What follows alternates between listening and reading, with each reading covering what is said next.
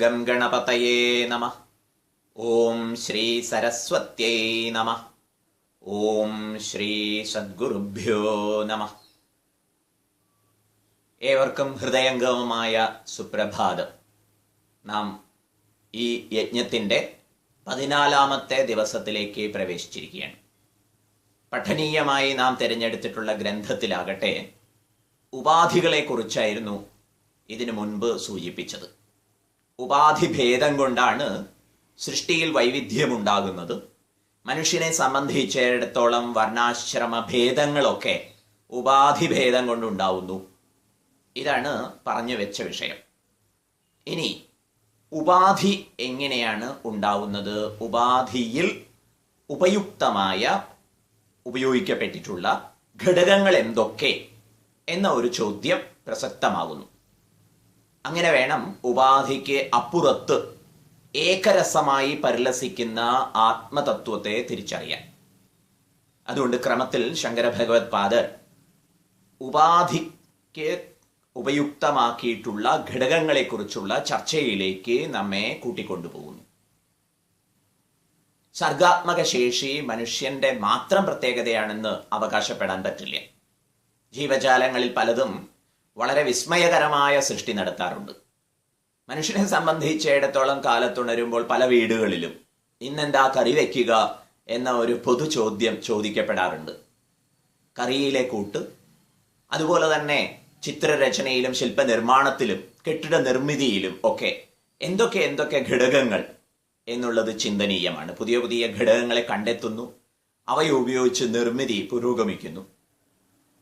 ചന്ദ്രനിലേക്കും ചൊവ്വയിലേക്കുമൊക്കെ പര്യവേക്ഷണ ഉപഗ്രഹങ്ങളെ അയക്കുന്നതടക്കം നിർമ്മിതിക്ക് ഉപയുക്തമാകുന്ന ഘടകങ്ങൾ ചിന്തനീയമാകുന്നു. ശങ്കരാചാര്യർ സ്ഥൂല ശരീരം എന്ന ഉപാധിയെ സംബന്ധിക്കുന്ന മൂലഘടകങ്ങളെക്കുറിച്ച് 12-ാമത്തെ ശ്ലോകത്തിൽ വിശദീകരിക്കുന്നു. 12-ാമത്തെ ശ്ലോകത്തിലേക്ക് നമുക്ക് പ്രവേശിക്കാം. പഞ്ചീകൃത മഹാഭൂത സംഭവം കർമ്മ സഞ്ചിതം ശരീരം സുഖദുഃഖാനാം ഭോഗായതനമുച്യതേ. ശരീരം സ്ഥൂല ശരീരം, സുഖദുഃഖാനാം സുഖം ദുഃഖം എന്നിത്യാദി അനുഭവ ദ്വന്ദ്വങ്ങൾക്ക്, ലാഭനഷ്ട ജയ പരാജയ ഇത്യാദി അനുഭവങ്ങൾക്ക് സുഖദുഃഖാനാം. ഭോഗ ആയതനം, ആയതനം ഇരിപ്പിടം, ഇരുന്ന് അനുഭവിക്കാൻ ഒരു ഇടം വേണ്ടേ? ആ ഇടം നമ്മെ സംബന്ധിച്ചിടത്തോളം സ്ഥൂല ശരീരമാണ്. ആ ശരീര നിർമ്മിതിക്ക് കാരണമായത് പഞ്ചീകരിക്കപ്പെട്ട പഞ്ചമഹാഭൂതങ്ങളാകുന്നു. പഞ്ചീകരണം എന്ന പ്രക്രിയ ഈ വീഡിയോ ക്ലിപ്പിങ്ങിനോടൊപ്പം കൊടുത്തിട്ടുള്ള പേജിൽ വായിച്ച് പരിചയപ്പെടാൻ പ്രേക്ഷകരോട് പ്രത്യേകം ആവശ്യപ്പെടുന്നു. പഞ്ചീകരണ പ്രക്രിയ അടിസ്ഥാന ഘടകങ്ങളായ ആകാശം, വായു, അഗ്നി, ജലം, ഭൂമി, ഈ പഞ്ചഭൂതങ്ങൾ പ്രത്യേക പ്രകാരത്തിൽ ചേർത്തിണക്കിയാണ് പഞ്ചീകരണം സാധിച്ചിട്ടുള്ളത്. ഈ പഞ്ചീകരണ മഹാഭൂതങ്ങളെ കൊണ്ടാണ് സ്ഥൂല ശരീര നിർമ്മിതി സാധിച്ചിട്ടുള്ളത്. അങ്ങനെ നമുക്ക് ലഭിച്ച സ്ഥൂല ശരീരത്തെ ഉപയോഗിച്ചുകൊണ്ടാണ് നാം അനുഭവങ്ങളെ നുകരുന്നത്.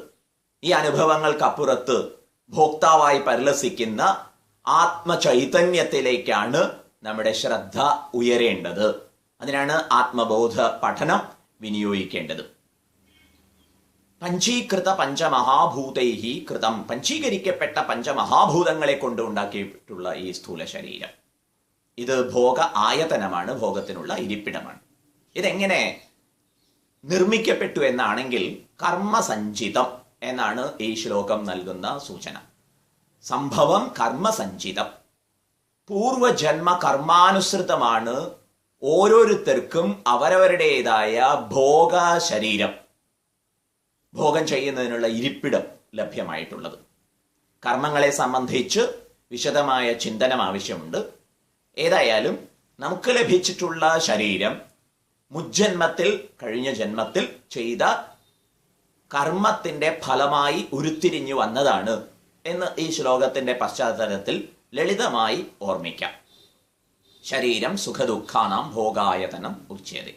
ഇതുപോലെ ഓരോരുത്തർക്കും അവരവരുടേതായ കർമ്മങ്ങൾക്കനുസരിച്ച് ശരീരങ്ങൾ ലഭ്യമായിരിക്കുന്നു. അങ്ങനെ പല ശരീരങ്ങൾ, അവരിലൊക്കെ ഇനിയും പഠിക്കാനുള്ള സൂക്ഷ്മ ശരീരമുണ്ട്, കാരണ ശരീരമുണ്ട്. അതിനൊക്കെ പിറകിൽ പരിലസിക്കുന്ന ഏകമായ ആത്മതത്വം. ഈ തത്വത്തിലേക്ക് എത്തിച്ചേരുന്നതിന് ഉപാധികളെക്കുറിച്ചുള്ള പഠനം നമുക്ക് പ്രയോജനകരമാവട്ടെ. ഹരി ഓം.